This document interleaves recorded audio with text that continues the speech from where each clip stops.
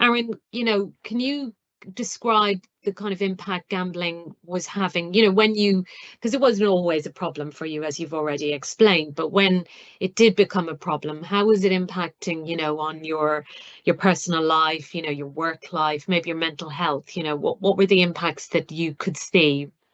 I think the big impact for me was firstly, I think it's important to add that I was too afraid of the stigma that was attached with telling people that you've got a problem. And a lot of the presentations I do with the age range I've just discussed, that is one of the key things that I try and get across. For me, it was the perception of what people thought of me. I'd done quite well in sort of my working career in terms of recruitment and the money I was making.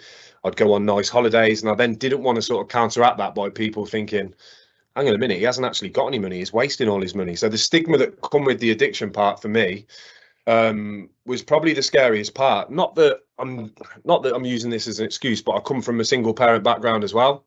So I never felt comfortable in the early stages opening up to my mom and saying, at university, for example, I remember winning 4.5 grand when I was 18, 19, and that was the biggest win I'd had to date. And I think I lost that 4.5 grand over the space of 2 months.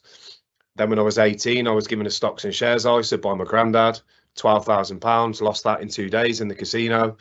And this was all building up to the point where I was just too scared to approach my mum, really.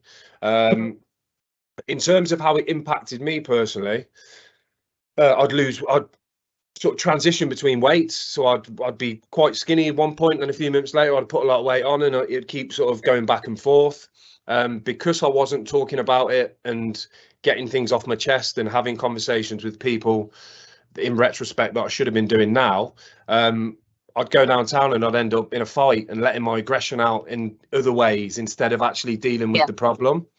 But yeah, there was family fallouts. There was times where me and my mum would have a fallout over me losing money. The lost relationships, mental impacts, the physical impacts. I remember pulling my own hair out, smashing up laptops, smashing up a bus stop. So it was impacting me drastically. However, I wouldn't let anyone sort of see that. I would always be trying to dealing with it myself, if that makes sense.